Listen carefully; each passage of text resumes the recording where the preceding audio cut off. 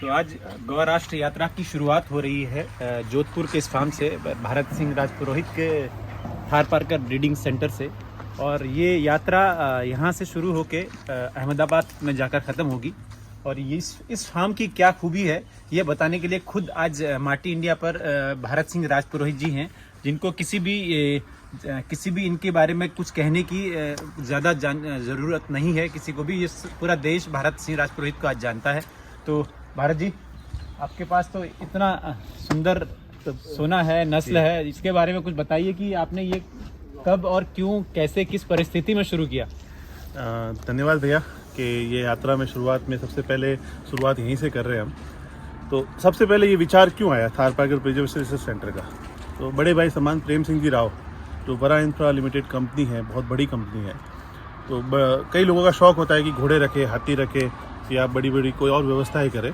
और भाई साहब को एक बड़ा शौक़ था कि देशी गाय का संरक्षण संवर्धन होना चाहिए। तो वो सभी हमेशा उनसे बातचीत होती थी कि इस नस्ल के बारे में कुछ किया जाए। तो उसी शुरुआत में विचार हुआ कि पहले सोचा कि भी गिर गाय पे काम करेंगे, पर भैया फिर ये समस्या थी कि हमारे क्षेत्र की स्थानीय नस्ल तो थार पार्कर इस पर कोई काम करने वाला था नहीं। तो काफ़ी सोच समझ के फिर हमने सोचा कि भाई थार पार्कर संवर्धन केंद्र को शुरू करना चाहिए। तो सबसे पहले विचार बना कि बीच में बहुत बड़ा शेड खड़ा कर देते हैं। फिर एक चर्चा हुई हमारे बीच में कि भाई ऐसा एक रोल मॉडल बने जो कम से कम लागत के अंदर ये शुरुआत हो सके। तो 2017 के अंदर लगभग ये शुरुआत हुई थी, जिसकी शुरुआत 2018 जनवरी होते होते हमने कुछ बछड़ियाँ यहाँ पे लेके आए थे। पहले तो गाय लेने के लिए सब जगह घूमे पर व्यवस्था हो नहीं पाई। फिर कुछ बछड़ियाँ, जैसे लगभग 18-19 बछड़ियाँ थी और कुछ 5-6 गाय थी। और एक अच्छा नंदी जो चांदन फार्म से B200 है, जिसका पेडिग्री रिकॉर्ड 581 कुंती माता, जिसका नाम आपने पहले भी बताया, कुंती माता का बेटा है। अच्छा। 4909.6 लीटर इसका दूध था। और इसकी प्रोजेनी हमने पहले भी देख चुका था। अच्छा। वहाँ पे बच्चे जो थे चांदन में, तो बहुत सारे बच्चे इसके थे। तो फिर हुआ ये कि जब इसको वहाँ से लाने का हमारी किस्मत थी कि उसमें हमें व्यवस्थाओं में वो मिल पाया। ये ऐसा नंदी है जो कि थार पार्कर में सही में राजा कहो तो राजा है। और सभी जगह जहाँ भी थार पार्कर की बात आती है सबसे पहले इसका चेहरा याद आता ही आता है। तो ये नंदी हमें मिल गया और उसके बाद हमने इसके बच्चे लेने शुरू किए। अभी तो काफ़ी सारे बच्चे से पीढ़ियाँ बड़ी हो रही है। जैसे ये बछड़ी आप देखेंगे। तो इस थार पार्कर की खासियत बीच में बता दूँ कि जब ये जो कलर है, जो ब्लैक कलर आ रहा है, तो ये सर्दी के अंदर कालापन आ जाता है जो प्रकाश को सोखता है। इससे इनको इस सर्दी का मौसम सहन करने की भी क्षमता अच्छी तरह से मिलती है। प्रकृति ने और दिया, मतलब गर्मी में एकदम सफ़ेद हो जाती है। तो आप थार पार्कर जब हम क्षेत्र में चलेंगे इस यात्रा के दौरान, तो आप देखेंगे कि दूर दूर तक खाने का चारा नहीं होता और ये कुछ थोड़ा बहुत मिलता है, उससे वो दूध देती है।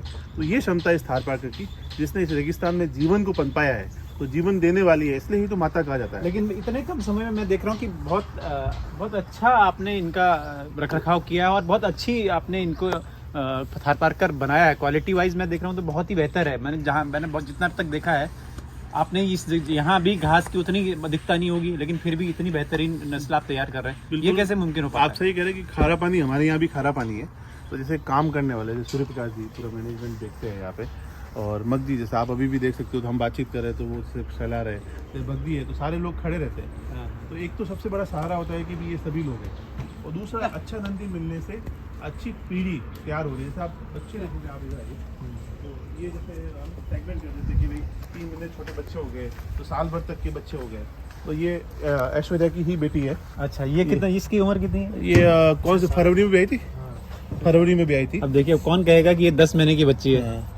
तो ये मतलब 2 साल की बच्ची है जो सबसे शुरुआत हुई थी ना, तो अच्छे बच्चे ऐसे ही धीरे धीरे पीढ़ी दर पीढ़ी मिलते रहे। तो एक अच्छा नंदी ही एक अच्छा फार्म बना सकता है। फिर आप बात करते हैं तो हमने शेड की व्यवस्था में भी जो किया, तो कम से कम खर्चे के अंदर भाई आप जो पिलर है वो लोहे के बना दे, ऊपर जो भी आपके पास आसपास व्यवस्था है वो कम से कम खर्चा उसके ऊपर लगाए। लेकिन मैं एक चीज़ और पूछना चाह रहा था, जितना भी अभी यहाँ पर गौवंश है वो सब क्या था, उसका ब्राह्मण का है या कुछ बाहर, ज़्यादातर बाहर? अधिकतर तो बाहर से आई थी। अब जैसे बछड़िया जितनी भी है ना, वो ब्राह्मण की है। अच्छा, वो ब्राह्मण की, तो ब्राह्मण को मैं दिखा देता हूँ आपको। ब्राह्मण के दर्शन करने होंगे। ये तो ऐश्वर्या आप देख रहे हैं, ये तो ऐश्वर्या से भी खूबसूरत है। ये ऐश्वर्या नाम ऐश्वर्या है। ऐश्वर्या, तो उसके लिए था, वो कोई हीरोइन को देख के नाम नहीं दिया था। तो एक ऐश्वर्या, मतलब ऐश्वर्या देने वाली है, शालीन भी है। शालीन है, सारे आप दो माता जितनी भी आप ये है ब्राह्मण, वरना आप ऐसे घुस नहीं पाओगे। नहीं आप आराम से पूरा घूम सकते हैं। ये है ब्राह्मण महाराज B200, आप सामने से दिखाएंगे। अद्भुत। तो ये है B200। तो अभी इसका जन्म था 25 दिसंबर 2011 का। अच्छा, 25 दिसंबर को इनका जन्म है। और इसकी ही सारी प्रोजनी है। तो आचानन फार्म में भी आप जितना हर्ड अच्छा देखते हैं तो उसमें मुख्य भूमिका देख सकते हो। तो इसी मतलब नंदी की है। और जो परफेक्शन आप गलगंबल हाथ में इतनी हाइट होती नहीं है इस नस्ल के अंदर, तो परफेक्ट हाइट है। और इसके बच्चों का जो रिजल्ट है ना वो सब दिखता है। क्या जो चांदन इतना बड़ा फार्म है तो सबसे बड़ा मेन योगदान भी इसी नंदी का रहा है। इसका हम देख रहे हैं बहुत जबरदस्त है और बहुत उठा हुआ और बहुत एकदम परफेक्ट जो ना जी बिल्कुल वो है। तो ये क्या थारपारकर का गुण है ये सब चीज़ें कि ये यहाँ बहुत स्लाइट मूवमेंट है, वो है मूव है, और ये एकदम बहुत ज़्यादा नहीं हम तो हर नंदी में किसी ब्रीड में जाकर हम तो पूरा होता ही है। अच्छा। और झालर थोड़ी सी मतलब इसमें ज़्यादा थारपारकर में लंबी रहती है ताकि गर्मी को वो मतलब सहन कर ले, जितना शरीर में फैल जाता है वो ठीक। मैं देखता हूँ वो नंदी जो है इतना शांत होते नहीं है, लेकिन शांत है। लेकिन देखिए तभी तो इसके बच्चे और इसको हम छू रहे हैं। आप जब भैया पहली बार आए हाँ। आप देख सकते हैं इसको, मतलब एकदम से महसूस करेंगे एकदम शांत है एकदम। वाह। और दूसरा 140 किलो। अच्छा, एक और नंदी है हमारे पास है। नहीं वो हाँ सुर भी है, वो मैं बाहर दिखाता हूँ। तो आप देख लीजिए, पूरे दर्शन कर लीजिए। बहुत सारे। ये तो ऐश्वर्या और ये 140। इसका भी मिल्क रिकॉर्ड इस साल का भी एनडीटीपी के अंदर आ रहा है। तो इस साल भी लगभग 4,500 को पार कर जाएगी। अच्छा। तो एनडीटीपी में इसके इनाम टैग नंबर से भी कोई भी देख सकता है, यही टैग नंबर है। अच्छा, तो मिल्क रिकॉर्ड इससे तो ये कंपटीशन में जाती है, PPR पार्टिसिपेट करती है? नहीं कंपटीशन का भी रखा ही नहीं है। अच्छा। हमारा विचार आई नहीं। और पहली बात अब वो कंपटीशन होने बंद हो गए। होने भी चाहिए, होने भी चाहिए अभी।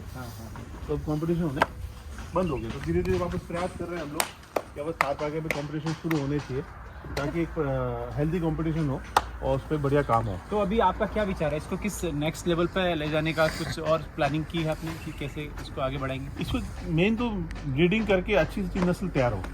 तो जो सपना देखा था ना, शुरू जिस सपने से किया था ना, वो सपना तो हमारा इस ऐश्वर्या के वही उसी दिन पूरा हो चुका था कि ऐसी गाय अपने पास होनी चाहिए। तो भगवान करे धीरे धीरे और चीज़ें से वो बछड़ी आप देख रहे पीछे वाली या 140 के जो बछड़ा आगे, ये सारे बच्चे से तैयार हो रहे हैं ना। तो धीरे धीरे आप अच्छी ब्रीडिंग करोगे, अच्छी फीडिंग रखोगे तो आपके पास बेस्ट हर्ड तैयार हो गई होगा।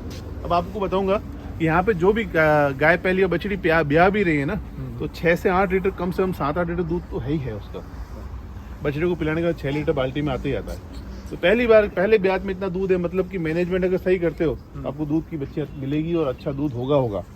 तो ये आपका ये कितना एरिया फार्म का इस वाले जहाँ अभी गए? ये गाय है ये लगभग 2 एकड़ होगा। 5 बीघा के लगभग है जो खुली घूमती है। यहाँ राजस्थान में जगह की कमी नहीं है हमारे पास, और जो पानी की कमी है वो बड़ी कमी है, तो वो समस्या रहती है। तो सबसे मुख्य बात की भी चारों तरफ पेड़ लगा दिए हमने। तो जैसे कि गर्मी का समय होता है तो थोड़ा ठंडापन है उसके लिए। वैसे इस नस्ल को इतनी ज़रूरत पड़ती नहीं है, तो फिर भी थोड़ी सुविधा जितनी दे सकते हैं। तो ये क्या ये नस्ल राजस्थान में सक्सेसफुल है या आपको हमें लगता है कि भाई दिल्ली NCR उस तरफ कहीं? मैंने जो इस नस्ल के लिए देखा ना, थारपारकर ऐसी ब्रीड है जो पूरे भारत में कहीं पे भी सफल है।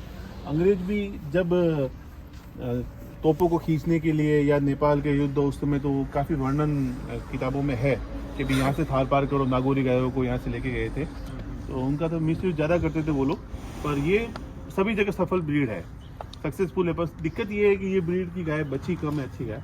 और आप जब लेने जाते हो तो ब्रीड की पहचान नहीं होती, तब भी समस्या होती है।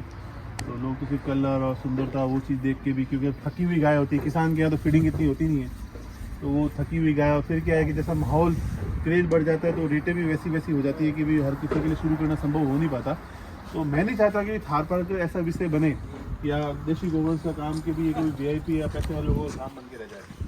ये गाय मतलब किसान के घर की गाय बननी चाहिए। तो इस यात्रा का जो मकसद भी मुख्य यही है कि मैं बताना चाहूँगा कि गाय कैसे किसान और घर से जुड़े, और गाय किस तरह से किसान के घर को पालती है, और क्या वो सफल मॉडल है, वो सब चीज़ें में हम आप तक पहुँचा पाए। क्योंकि हम चाहते हैं कि गाय घर घर तक जुड़े और घर घर तक जुड़ा हो, कोई डेयरी फार्म और फार्म की चीज़ बन के न रह जाए। मैं एक चीज़ और कहना चाहता भारत भाई इसमें कि इसके साथ साथ लोगों में जागरूकता बहुत ज़्यादा हो। मतलब हमारी इस यात्रा का मकसद और जो जनमानस है उनमें भी जागरूकता होगी कि हाँ हमारा देसी गौवंश कितना स्कोप है इनमें, और कितना ये हमारी जो हमारा जो रोजगार है लोगों का वो कितना इससे हम लोग और निखार सकते हैं, निकाल सकते हैं, कैसे ये एक सफल मॉडल बन सकता है, ये भी लोगों में एक जो इस व्यवसाय से या इस गायों को नहीं रखता है वो भी जान जाएगा। ये मुझे लगता है एक इस यात्रा का से एक और प्रभाव अलग से जो इससे नहीं जुड़े हैं आम लोगों से, जैसे कोई शहर में रहता है, छोटे छोटे कस्बों में रहता है, उसको भी पता लगेगा कि हाँ यार हमारी जो गौमाता है, हमारा जो देसी गौवंश है वो कितना उपयोगी है और कितना उससे हमारी चीज़ें। आज बच्चे बीमार है, मानसिक बीमारी होती है, कैंसर है, तो ऐसी चीज़ें होने के कई कारण है। देसी गौवंश का दूध हर चीज़ में फ़ायदा देता है। एक नींव मजबूत करना होता है। हम कहते हैं मकान भी बनाते हैं तो नींव के अंदर मजबूत से मजबूत करना, कि पाइलिंग अच्छी करना या पत्थर अच्छे डालना, तो नींव मजबूत होगी। और हम जब बच्चे की जन्म होने से पहले, तो हमारा एक प्रयास और रहेगा आगे बढ़ के, कि जब बच्चा पेट में होता है उसी समय से माँ की फीडिंग ही देसी गौवंश के दूध से हो, घी से हो, तो उसकी नींव बच्चे की मजबूत उसी समय से हो। बच्चा जन्म से 10 साल या 15 साल मैक्सिमम जब तक बच्चे माँ बाप के रहे, पास रहे, तब तक उनको अच्छे से अच्छा दूध और अच्छी व्यवस्थाएं मिले। सबसे बड़ी बात कि फार्म शुरू करने से पहले आदमी को 2 चीज़ें ध्यान में रहनी चाहिए, कि एक तो उसके लेबर और काम करने वाले लोग ठीक हो, दूसरा चारे की व्यवस्था बढ़िया हो। ये 2 चीज़ें हैं तो बाकी सब चीज़ें तो अपने आप हो जाती है। फिर बहुत सारी चीज़ें खुद अपने आप करती है। हाँ, अब आदमी दिक्कत की आती है, सारी व्यवस्था तो सही होती नहीं है और वो आदमी शुरू कर देता है, तो उसमें कई परेशानियां सुनने में आती है, बेहद दुख भी होता है। अब इसे 140 है, तो इसको दिखाऊंगा मैं पूरा। तो बहुत अच्छी गाय, बड़े ये हर साल 1 ही तारीख को, कौन सी तारीख है, 23 मार्च को भी आती है हर साल। अच्छा, फिक्स डेट को, फिक्स डेट। हाँ, तीसरी बार चौथी बार भी आएगी अभी। तो अडर बहुत अच्छी क्वालिटी का दिखा है। तो ड्राई में जा रही है, अब तो ड्राई है, अभी ड्राई है। इस बार हम पूरा क्या स्पेशल इसका ट्रीटमेंट नहीं कर पाए थे, थोड़ी बीच में बीमार भी रही थी, तो ये दूध में बहुत अच्छी जाती है। अच्छा, तो ऐसी बहुत सारी गाय, जैसे 125 कितने दिन बाद ड्राई करते हैं इसको? 125 है, तो ये भी दूसरे ब्याज में 10 से 11 लीटर दूध तक गई है। अच्छा, तो ऐसी गाय मतलब स्पेशल है, इनके बछड़े अच्छे तैयार हो। 118 है, तो ये सारी गाय मतलब तैयार कर रहे हैं हम बढ़िया। मिल्क ब्रेक कितने दिन का होता है इनका? इनका बहुत लंबा है, हम बड़ी मुश्किल से हम तो छोड़ते हैं कि 23 दिन के बिल्कुल खाली छोड़े। अच्छा, ताकि वो नई पौध के लिए सही रहे। बड़ी मुश्किल से छोड़ते हैं उसका भी। तो ये कुल मिला के भारत सिंह राजपुरोहित के फार्म की जानकारी थी कि यहाँ थारपारकर की किस तरह की नस्लें हैं, कैसे वो रखरखाव रखते हैं और कैसे इनका ब्राह्मण नंदी से इस फार्म का पूरा विकास हुआ है। और अब आने वाले दिनों में गौराष्ट्र यात्रा में हम आगे बढ़ेंगे और भी बहुत सारे गौसेवकों से, गौपालकों से, उनके फार्म से वो कैसे काम कर रहे हैं देश भर में, वो भी जानकारी देंगे। तब तक के लिए बहुत बहुत नमस्कार।